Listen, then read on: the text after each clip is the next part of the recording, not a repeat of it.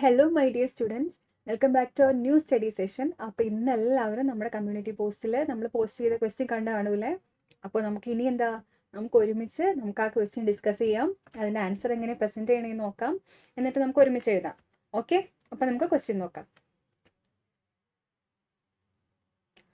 അപ്പോൾ നിങ്ങൾ ക്വസ്റ്റ്യൻ കാണുന്നുണ്ടല്ലോ. അപ്പോൾ ഇതാണ് നമ്മുടെ ഇന്നത്തെ ക്വസ്റ്റ്യൻ നമ്മൾ തന്നിട്ടുണ്ടായിരുന്നത്. അപ്പോൾ നമുക്കത് ഒരുമിച്ച് വായിച്ചു നോക്കാം. ഓക്കെ, ക്വസ്റ്റ്യൻ എന്താണ്? ആഡം വെഞ്ചേഴ്സ് LLP അറിയാലോ, തുടക്കത്തിൽ തന്നെ തന്നിട്ടുണ്ട്. ആഡം വെഞ്ചേഴ്സ് LLP ആണ്. Adam ventures LLP which has 4 partners. എത്ര പാർട്ട്നേഴ്സ് ഉണ്ടായിരുന്നു? 4 പാർട്ട്ണർ ഉണ്ടായിരുന്നു. 4 പാർട്ട്നേഴ്സ്. അതിൻ്റെ പേരെന്തൊക്കെയായിരുന്നു? Namely mister Nico, mister Ben, mister Leni and mister Milan. ഇങ്ങനെ 4 പാർട്ട്നേഴ്സ് ഉണ്ടായിരുന്നു. ഓക്കെ, ഇനി അടുത്തത് എന്താ പറഞ്ഞേക്കുന്നത് നോക്കാം. Mister Ben and mister Milan are non resident. എന്തൊക്കെയായിരുന്നു? 2 പാർട്ട്നേഴ്സ്. ഇപ്പം 4 പാർട്ട്നേഴ്സ് ഉണ്ടായിരുന്നു. അതിനകത്ത് ബെന്നും മിലനും എന്തായിരുന്നു? നോൺ റെസിഡൻസ് ആയിരുന്നു. Okay, while other 2 are resident. Okay, 4 പാർട്ട്ണറിൽ 2 പാർട്ട്നേഴ്സ് നോൺ റെസിഡൻറ്റ് ഉണ്ടായിരുന്നു, 2 പാർട്ട്ണർ റെസിഡൻറ്റ് ആയിരുന്നു.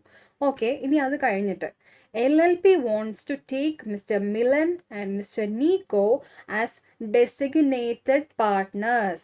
എന്താണ് ക്വസ്റ്റ്യൻ? എന്തിനെ ബേസ് ചെയ്തിട്ടാണ്? Designated partners. കാര്യം മനസ്സിലായല്ലോ. ക്വസ്റ്റ്യൻ എന്തിനെ ബേസ് ചെയ്തിട്ടാണ്? ഡെസിഗ്നേറ്റഡ് പാർട്ട്ണറിനെ ബേസ് ചെയ്തിട്ടാണ്. അപ്പോൾ ആരെയൊക്കെയായിരുന്നു നമുക്ക് ഡെസിഗ്നേറ്റഡ് പാർട്ട്ണറായിട്ട് LLPക്ക് എടുക്കേണ്ടിയിരുന്നത്? മിസ്റ്റർ മിലനെയും മിസ്റ്റർ നീക്കോനെയുമാണ് അവർ ഡെസിഗ്നേറ്റഡ് പാർട്ട്ണറായിട്ട് ചൂസ് ചെയ്തത്. ഓക്കെ, ഇത് ക്വസ്റ്റ്യൻ എന്താ നോക്കാം. Explain the light of LLP act 2008 whether LLP can do so. അവർ രണ്ടുപേരെയും ഡെസിഗ്നേറ്റഡ് പാർട്ട്ണറായിട്ട് എടുക്കാൻ പറ്റുമോ എന്നുള്ളതാണ് നമ്മുടെ ക്വസ്റ്റ്യൻ. അപ്പോൾ അറിയാലോ, ഡയറക്റ്റ്ലി നമുക്ക് തന്നിട്ടുണ്ട്. എന്താണ് നമുക്ക് ഡെസിഗ്നേറ്റഡ് പാർട്ട്ണർ എന്ന് ആദ്യം അറിയണം. ഏതാ സെക്ഷൻ വരുന്നത്? സെക്ഷൻ ഏതാണ്? സെക്ഷൻ 7 ഓഫ് LLP ആക്ട് 2008 ആണ്. ഓക്കെ, അപ്പോൾ കംപ്ലീറ്റ്ലി നമ്മുടെ ഈ ക്വസ്റ്റ്യൻ ബേസ് ചെയ്തിരിക്കുന്നത് ആ ഒരു ഒറ്റ സെക്ഷനെയാണ്, ഡെസിഗ്നേറ്റഡ് പാർട്ട്ണർ എന്നുള്ള സെക്ഷനാണ്. അപ്പോൾ ആ സെക്ഷൻ അറിഞ്ഞാൽ മാത്രമാണ് നമുക്ക് ഇതിൻ്റെ ആൻസർ ഡിസ്കസ് ചെയ്യാൻ പറ്റുള്ളൂ. അപ്പോൾ അതിന് മുമ്പ് നമുക്ക് ഈ ക്വസ്റ്റ്യൻ ഒന്നും കൂടി നമുക്ക് കറക്റ്റായിട്ട് ആരാണ് റെസിഡൻറ്റ്, ആരാണ് നോൺ റെസിഡൻറ്റ്, ഒന്നും കൂടി ഒന്ന് വായിക്കാം. ഇതിനകത്ത് 4 പാർട്ട്ണറുടെ കാര്യം പറഞ്ഞു. എന്തായിരുന്നു കമ്പനിയുടെ പേര്? എന്നായിരുന്നു? Adam ventures LLP. Okay, Adam ventures LLP ആയിരുന്നേ.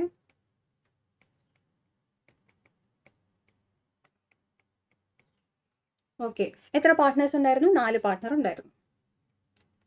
ഞാൻ എൻ്റെ കഴിവിൻ്റെ പരമാവധി നിങ്ങൾക്ക് വരച്ചു തരാം.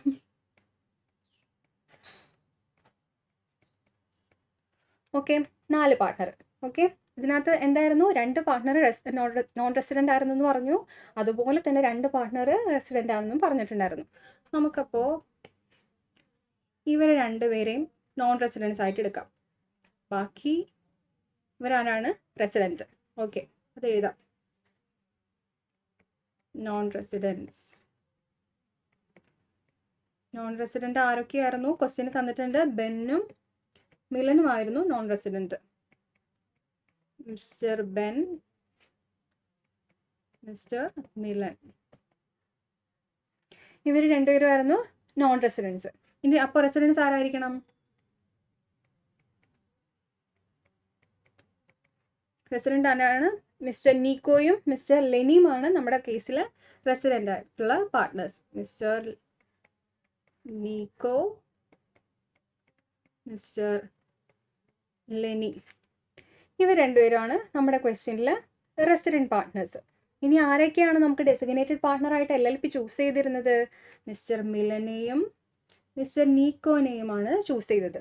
അപ്പോൾ നീക്കോ ആരാ നമ്മുടെ കേസിൽ? നീക്കോ ആരാണ്?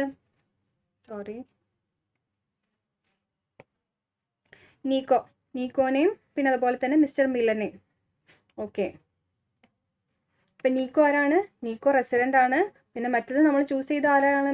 മിലൻ ആരാണ്? നോൺ റെസിഡൻറ്റുമാണ്. മനസ്സിലായില്ലേ? അപ്പോൾ ഡെസിഗ്നേറ്റഡ് പാർട്ട്ണറായിട്ട് ചൂസ് ചെയ്ത ഒരാൾ റെസിഡൻറ്റും മറ്റേയാൾ എന്താണ്? നോൺ റെസിഡൻറ്റുമാണ്. ഇനി ആ ഒരു പ്രൊവിഷൻ ഇപ്പോൾ എടുത്തേക്കുന്ന ഈ കോമ്പിനേഷൻ പറ്റുമോ അണ്ടർ ഈ LLP ആക്ട് പ്രകാരം? ഇങ്ങനൊരു കോമ്പിനേഷൻ, ഒരു ഡെസിഗ്നേറ്റഡ് പാർട്ട്ണർ, ഒരാൾ റെസിഡൻറ്റും മറ്റേയാൾ നോൺ റെസിഡൻറ്റും ആകാൻ പറ്റുമോ എന്നുള്ളതാണ് നമ്മുടെ ക്വസ്റ്റ്യൻ. അപ്പോൾ ഏത് സെക്ഷനെ ബേസ് ചെയ്തിട്ടായിരിക്കണം നമ്മുടെ കംപ്ലീറ്റ് ആൻസർ എഴുതേണ്ടത്? Section 7 of LLP act 2008 base ചെയ്തിട്ട് വേണം നമ്മൾ ക്വസ്റ്റ്യൻ എഴുതാനായിട്ട്, ആൻസർ പ്രസൻറ്റ് ചെയ്യാനായിട്ട്. എന്താണ് ഈ സെക്ഷൻ 7 ഈ LLP ആക്ട് 2008 പറയുന്നത്? ഡെസിഗ്നേറ്റഡ് പാർട്ട്ണറിനെ പറ്റി എന്താ പറയുന്നതെന്ന് അറിയോ നിങ്ങൾക്ക്? അപ്പോൾ സെക്ഷൻ 7 എന്താ പറയണതെന്ന് അറിയോ? എന്താ സെക്ഷൻ 7 പറയുന്നത്? എല്ലാ LLPയും അണ്ടർ LLP ആക്ട് 2008 ഫോം ചെയ്ത എല്ലാ LLPയിലും അറ്റ്ലീസ്റ്റ് 2 ഡെസിഗ്നേറ്റഡ് പാർട്ട്ണർ ഉണ്ടായിരിക്കണം. അത് പോരാതെ ഈ 2 ഡെസിഗ്നേറ്റഡ് പാർട്ട്ണറും ഇൻഡിവിജ്വൽസ് ആയിരിക്കണം. അത് കൂടാതെ തന്നെ പറയുന്നത് and at least one of them must be resident in India. Resident in India എന്ന് സ്പെസിഫൈ ചെയ്ത് പറയുന്നുണ്ട്. എന്തായിരിക്കണം കണ്ടീഷൻ? നമ്മുടെ ഇവിടെ ക്വസ്റ്റ്യൻ നോക്കുവാണെങ്കിൽ ഇത് ആപ്ലിക്കബിൾ ആവുമോ നോക്കാവേ. 4 പാർട്ട്നേഴ്സ് ഉണ്ടായിരുന്നു, അതിനകത്ത് 2 പേര് റെസിഡൻസും 2 പേര് നോൺ റെസിഡൻറ്റും ആയിരുന്നു. അപ്പോൾ ആക്ട് പറയുന്നത് പ്രകാരം 2 പേരെ ഡെസിഗ്നേറ്റഡ് പാർട്ട്ണർ ആക്കണം, അറ്റ്ലീസ്റ്റ് 2 പേരെ ഡെസിഗ്നേറ്റഡ് പാർട്ട്ണർ ആക്കണം. ഇവിടെ അങ്ങനെ ആക്കിയിട്ടുണ്ടോ? ശരിയല്ലേ? മിസ്റ്റർ നീക്കോനെയും മിസ്റ്റർ മിലനെയാണ് നമ്മൾ ഡെസിഗ്നേറ്റഡ് പാർട്ട്ണറായിട്ട് ചൂസ് ചെയ്തത്. കുഴപ്പമില്ല, ആ കണ്ടീഷൻ കുഴപ്പമില്ല അല്ലേ? At least 2 of them shall be designated partner. ഇനി എന്തായിരിക്കണം? അവർ ഇൻഡിവിജ്വൽസ് ആയിരിക്കണം. അതും ഓക്കെയാണ്. എന്നാൽ 2 പേരും ഇൻഡിവിജ്വൽസ് ആണ്. 4 partners namely mister Nico, mister Milan, 2 പേരും ഇൻഡിവിജ്വൽസ് ആണ്. അത് കൂടാതെ തന്നെ അടുത്ത കണ്ടീഷൻ എന്താണ്? ആൻഡ് ഇനി one of them shall be resident in India എന്ന് പറഞ്ഞിട്ടുണ്ട്. അപ്പോൾ ഈ ആക്ടിൽ സെക്ഷൻ 7 ഈ റെസിഡന്റ് ഇന്ത്യ കൂടി നമ്മൾ ഡിഫൈൻ ചെയ്ത് പറയുന്നുണ്ട്. എന്താ റെസിഡന്റ് ഇൻ ഇന്ത്യ എന്ന് പറഞ്ഞാൽ? A person who stays in India for at least എത്ര ദിവസമാണ്? 120 days എന്ന് സ്പെസിഫൈ ചെയ്ത് പറയുന്നുണ്ട്. A person who stays in India for at least 120 days during the preceding financial year. അതാണ് ആര്? Resident in India. അങ്ങനെ 120 days ഇന്ത്യയിൽ സ്റ്റേ ചെയ്താൽ മാത്രമാണ് ആരാവുള്ളൂ? Resident in India. അത് ആരാണ്? അറ്റ്ലീസ്റ്റ് ഒരാളായാൽ മതി. ഈ 2 പേരിൽ ചൂസ് ചെയ്യുന്നതിൽ ഒരാൾ മാത്രം റെസിഡന്റ് ഇൻ ഇന്ത്യ ആയാൽ മതി. അങ്ങനെയാണെങ്കിൽ നമ്മുടെ കണ്ടീഷൻ സാറ്റിസ്ഫൈ ആവില്ലേ? 3 കണ്ടീഷനും സാറ്റിസ്ഫൈ അല്ലേ? അപ്പോൾ 2 ഡെസിഗ്നേറ്റഡ് പാർട്ട്ണറിനെ ചൂസ് ചെയ്തു, അതുപോലെ തന്നെ 2 പേരും ഇൻഡിവിജ്വൽസ് ആണ്. കൂടാതെ തന്നെ നമ്മുടെ ഈ കേസിൽ ആരാണ് റെസിഡന്റ് ആയിട്ട് വരുന്നത്? മിസ്റ്റർ നീക്കോ ഉണ്ടല്ലോ, നീക്കോ റെസിഡന്റ് ആണ്. അപ്പോൾ ഒരു കുഴപ്പമില്ല. അപ്പോൾ എന്തെങ്കിലും പ്രശ്നമുണ്ടോ? Explain the light of LLP act 2008 whether LLP can do so. ഇവർ 2 പേരും ഡെസിഗ്നേറ്റഡ് പാർട്ട്ണർ ആക്കാൻ പറ്റില്ലേ? ഒരു കുഴപ്പമില്ല, നമുക്ക് പറ്റും. അതാണ് നമ്മുടെ കൺക്ലൂഷൻ ആയിട്ട് വരുന്നത്. ഇനി നമുക്ക് ഇതിന്റെ ആൻസർ എങ്ങനെയാണ് നമുക്ക് പ്രസന്റ് ചെയ്യേണ്ടതെന്ന് നോക്കാം. ഓക്കെ, അപ്പോൾ ആദ്യം തന്നെ നമ്മുടെ ആൻസർ പ്രസന്റ് ചെയ്യുമ്പോൾ നമ്മൾ എങ്ങനെ പ്രസന്റ് ചെയ്യണം? ആൻസർ എഴുതണം, question number, answer to question number this, and നമ്മൾ എങ്ങനെയാണ് നമ്മുടെ നോർമൽ കേസ് സ്റ്റഡിയിലെ സ്ട്രക്ചർ ഫോർമാറ്റ്. ആദ്യം നമ്മൾ ക്വസ്റ്റ്യൻ ചെയ്ത് അനാലിസിസ് ചെയ്ത് ആൻഡ് കൺക്ലൂഷൻ. ഈ ഒരു ഫോർമാറ്റിൽ വേണം നമ്മൾ ആൻസർ പ്രസന്റ് ചെയ്യാൻ വേണ്ടി. അപ്പോൾ നമുക്ക് എഴുതാൻ തുടങ്ങാം. ഓക്കെ, ആദ്യം തന്നെ ആൻസർ ടു. അപ്പോൾ ഞാൻ ക്വസ്റ്റ്യൻ നമ്പർ 1 ആണ് ഇടുന്നത്. Question number 1. ഓക്കെ, ഇനി നമ്മൾ ആദ്യം സൈഡ് ഹെഡിംഗ് കൊടുക്കുന്നു. എന്ത്? പ്രൊവിഷൻ എഴുതുന്നു. ഏതാണ് നമ്മുടെ ആപ്ലിക്കബിൾ പ്രൊവിഷൻ? ഏതാണ്? സെക്ഷൻ 7. സെക്ഷൻ 7 എന്താണ് നമുക്ക് എഴുതാം. എന്താണ് section 7? As per section 7 of LLP act 2008 എന്താ പറയുന്നത്? Every LLP shall have at least 2 individuals ആണ്, 2 individuals as designated partners and ആണ് or അല്ല, and എന്തായിരിക്കണം? at least one of them shall be resident in India. Okay, അതുകൂടി നമുക്ക് എഴുതാം. and at least one of them shall be resident in India. ഇനി ഒരു കാര്യം കൂടി, ഇപ്പോൾ 4 പേരും ഇൻഡിവിജ്വൽസ് ആയിരുന്നു, പാർട്ട്നേഴ്സ് ആയിരുന്നു. ഈ 4 ഇൻഡിവിജ്വൽസും എന്താണ്? ഇൻഡിവിജ്വൽസ് ആയിരുന്നു ഈ പാർട്ട്നേഴ്സ്. ഇനി അങ്ങനെയല്ല, നമ്മുടെ പാർട്ട്നേഴ്സ് എന്ന് പറയുന്നത് ബോഡി കോർപ്പറേറ്റ്സ് ആയിരുന്നെങ്കിലോ? അതും കൂടി സെക്ഷനിൽ പറയുന്നില്ലേ? അപ്പോൾ അതും കൂടി നമുക്ക് എഴുതണ്ടേ? നമ്മൾ പ്രൊവിഷൻ എഴുതുമ്പോൾ കറക്റ്റായിട്ട് വേണ്ടേ? നമ്മൾ ആൻസർ പ്രസന്റ് ചെയ്യാൻ വേണ്ടി നമ്മൾ അതുകൂടി എഴുതണം.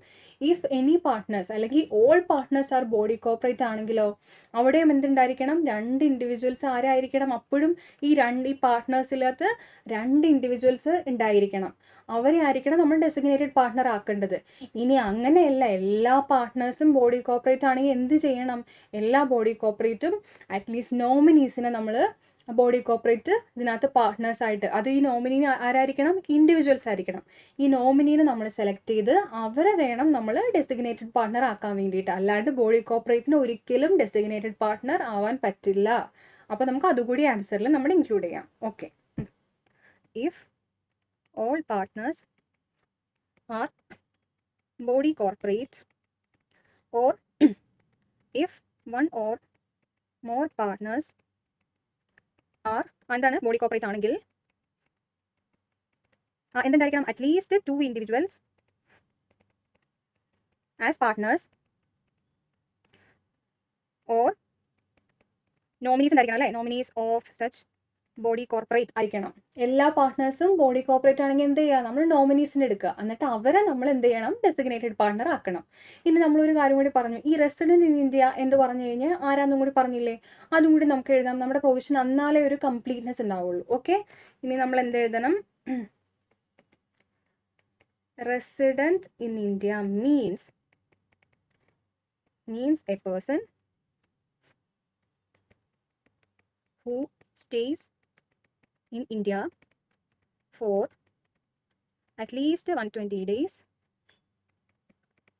during the financial year. Okay, ഇത്രയും കാര്യങ്ങൾ എഴുതിയാൽ മാത്രമാണ്, ഇത്രയും കാര്യങ്ങൾ പ്രൊവിഷനകത്ത് നമ്മൾ എഴുതിയാൽ മാത്രമാണ് ഇതിൻ്റെ ആൻസർ കംപ്ലീറ്റ് ആവുള്ളൂ. ഇനി നമ്മൾ പ്രൊവിഷൻ കഴിഞ്ഞിട്ട് എന്ത് എഴുതണം, നമ്മൾ ഇതിന് സിറ്റുവേഷൻ അനലൈസ് ചെയ്ത് എഴുതണ്ടേ.